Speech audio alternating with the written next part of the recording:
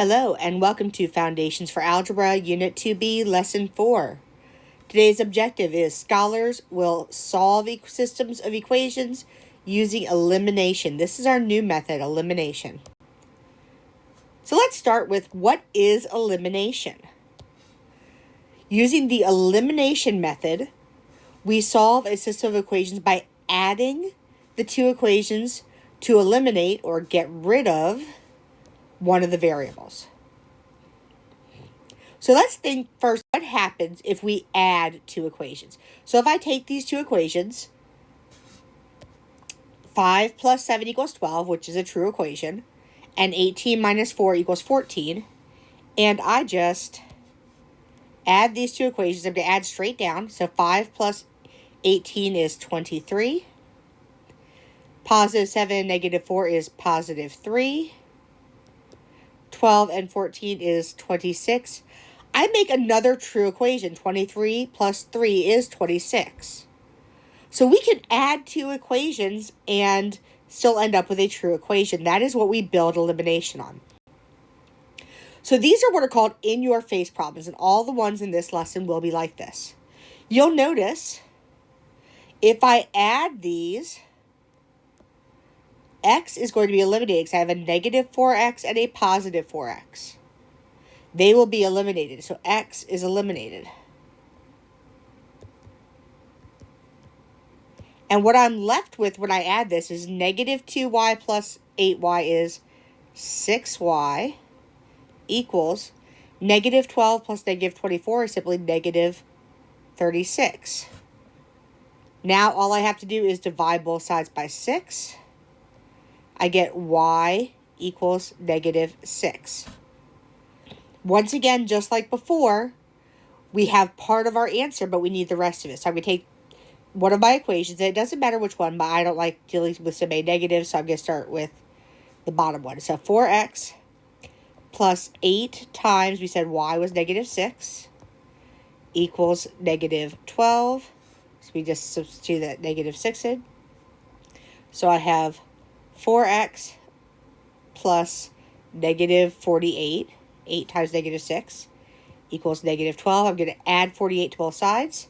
So I have 4x equals negative 12 plus 48. When I add negative 12 and 48, I get 4x equals 36. I'm going to divide both sides by 4. And I simply get x equals 9.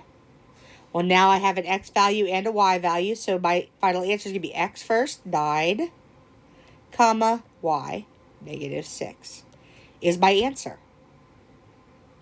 So this is not too hard. Let's try another example. If you'll notice here, when I add these, I'm going to eliminate my y. I have a negative y at the top and a positive y at the bottom. They're going to go away. So I have x plus 2x, which gives me 3x, equals 11 plus 19 gives me 30. I divide both sides by 3, and that gives me x equals 10. So now, again, I'm just going to take one of my equations. I'm going to take the top one. So I have 10x minus y equals 11. If I subtract 10 from both sides, I get negative y equals 11 minus 10, which is 1. So I have negative y equals 1. Divide both sides by negative 1. I get y equals negative 1. So in this case, my answer is 10, negative 1. Once again, not that hard. You're going to add up your equations. What you have to watch out for is, notice that all of my equations are in standard form. So when I add these up, in this case, my y will be eliminated. I can tell that because I have negative y and positive y.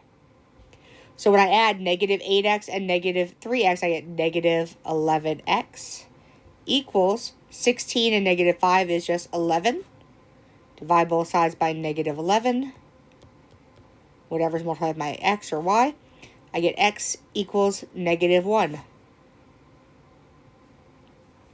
Next, I just substitute in the x value to find my y value. So I have -8 times -1 minus y equals 16. -8 times -1 is just 8 minus y equals 16. And I'm going to just subtract 8 from both sides. So I have -y equals 16 minus 8. So -y equals 8. Divide both sides by -1. I get y equals -8. Again, my solution is going to be the ordered pair. The ordered pair is going to be x then y. -1, -8. One more to practice. In this case, we are looking at a word problem. So,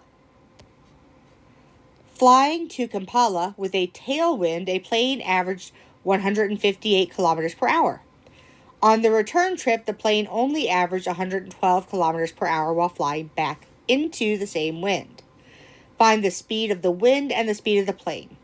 So, in this case, I know first, flying there with a tailwind, it averaged 158 kilometers per hour. So, flying with the tailwind means that the wind is pushing the plane. So, the speed of the plane plus the speed of the wind equals 158. On the way back, when flying into it, the plane averaged 112 flying back into that same wind. So that means the speed of the plane minus the speed of the wind, because it's flying back against the wind, it can only go 112. So again, we're still going to add these. When I do that, my W's, the speed of the wind, is going to cancel. So I have 2p, p plus p, equals 270. When I divide both sides by 2, the speed of my plane is 185 kilometers per hour. No, it's not. Let's go back and undo that math real quick. Sorry. The speed of my plane is 100 and... Let's actually divide correctly by 2. 135 kilometers per hour. So if my plane is 135, so I have 135 plus my wind equals 158. I subtract 135 from both sides, so wind equals 158 minus 135. So that means my wind equals 23. So there's the speed of my wind. We would write this as a sentence. The speed of the plane. I'm just going to write that up top real quick. The plane speed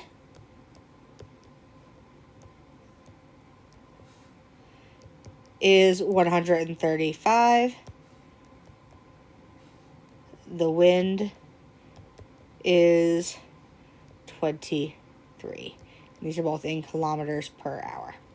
Okay, so go ahead and try these on your own and see me in class if you have any questions. Thanks so much.